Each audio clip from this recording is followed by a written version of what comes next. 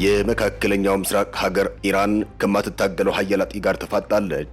ሚሳኤል ተኩሳ የማትበልሰው፣ ዘማች ልካ የማታስደነግጠው፣ የጦር ጀት አምርታ የማትታገለው አጥቂዋ ድርቅ ሆኗል። ኢራናውያንም ዋና ከተማችንን ተህራንን ጥለን እንሂድ እስከሚያስብላቸው ድረስ መከራ ተጋርጦባቸዋል። ድርቅ እንኳን ስለሆነበት ወሬውን ለሰማው አንጀት የሚያደርግ ሆድ የሚያስር ደባሪ ቃል እንደሆነም ይታወቃል።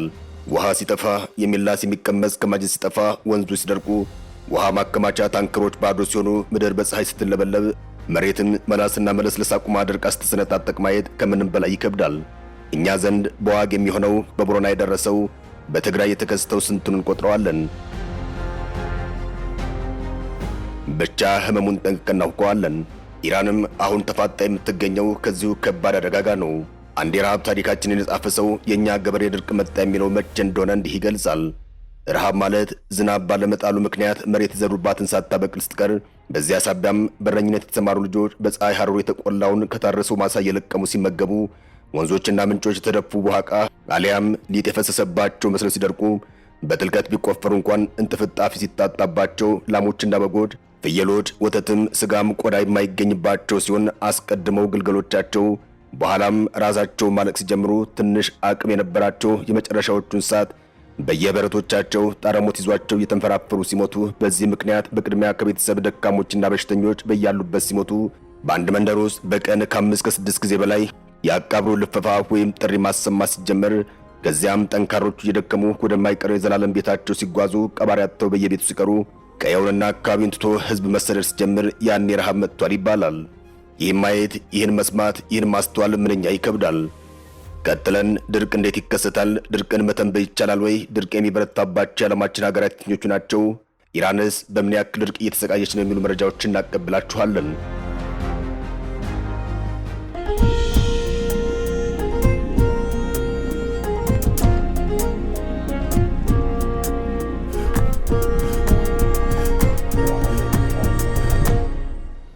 ድርቅ ከሙቀትና ከውሃትነት መጨመር እንዲሁም ከምድረ ገጽ ውሃ መቀነስ ጋር የሚያያዝ በተወሰኑ ዓመታት ልዩነት የሚከሰት ነው።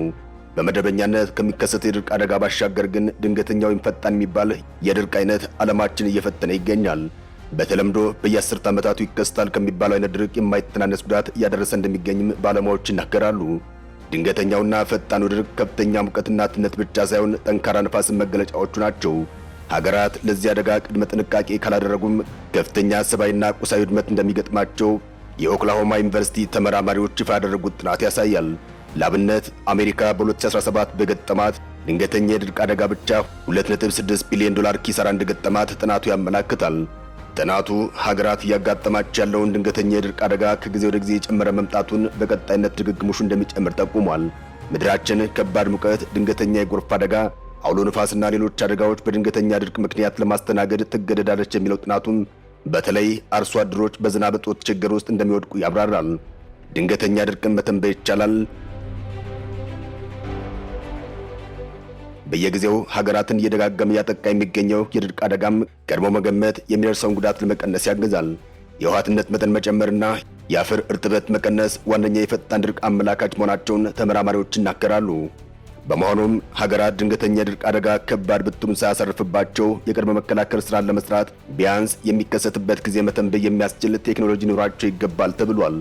ሶስቱ ድርቅ የሚታይባቸው የዓለማችን ሀገራት።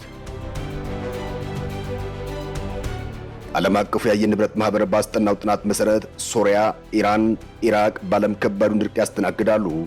ድርጅቱ አክሎም የአየር ንብረት ለውጥ ለዓለም ሙቀት መጨመር ቀጥታ አስተዋጽኦ አለ ያለ ሲሆን ይህም በሶሪያና በኢራቅ የድርቅ መጠኑ በ25 ጊዜ እንዲሁም በኢራን ደግሞ በ16 ጊዜ እንዲከሰት መነሻ ይሆናልም ብሏል።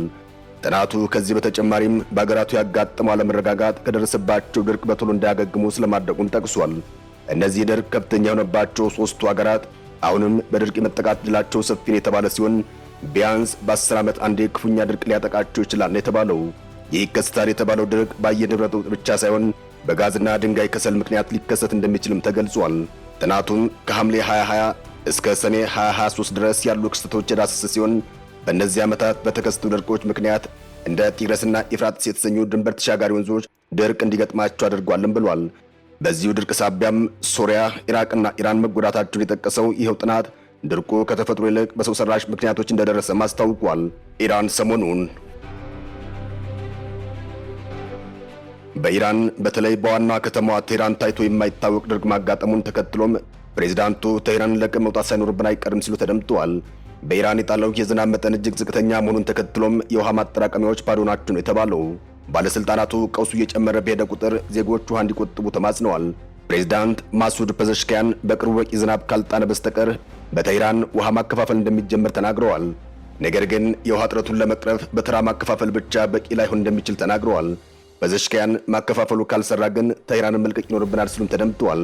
የፕሬዝዳንቱ አስተያየቶች በኢራን ጋዜጦችና በማህበራዊ መገናኛ ብዙሃን ላይ ትችትን አስተናግደዋል። የቀድሞው የቴህራን ከንቲባ ጎላም ሁሴን ካርባሺ ሐሳቡን ቀልድ ሲሉ አጣጥለውታል። ቴህራንን ለቆ መሄድ ምንም ትርጉም አያመጣም ሲሉ ተደምጠዋል። የኢራን የሜትሮሎጂ ባለስልጣናት በሚቀጥሉት 10 ቀናት ውስጥ ምንም ዝናብ እንደማይጠበቅ ተናግረዋል። ይህ በእንዲህ እንዳለ ግን የውሃው ችግር በዋና ከተማዋ ላይ የዕለት ተዕለት ኑሮ ላይ ተጽዕኖ እያሳደረ እንደሚገኝ ተገልጿል። ኑሮዋን በቴህራን ያደረገች አንዲት ሴት ለቢቢሲ ፐርሺያን ለመጸዳጃ ቤትና ሌሎች አስፈላጊ ነገሮች የሚያገለግል የውሃ ማጠራቀሚያዎችን ለመግዛት አቅጃለሁ ስትል ተደምጣለች።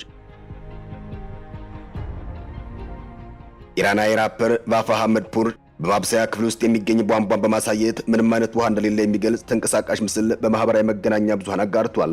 ወደ መጸዳጃ ቤት ለመሄድ የታሸገ ውሃ ገዝቻለሁ ሲልም ገልጿል። ከቴህራን ዋና የውሃ ምንጮች አንዱ የሆነው የላቲን ግድብ ስራ አስኪያጅ ግድቡ ካለው የውሃ መያዝ አቅም ከ10 በመቶ በታች መያዙን ተናግረዋል። በአቅራቢያ የሚገኘው የካራጅ ግድብ ለቴህራንና አልቦርዝ ከተሞች ውሃ የሚያቀርብ ሲሆን በተመሳሳይ አነስተኛ ውሃ ብቻ መያዙን ተነግሯል።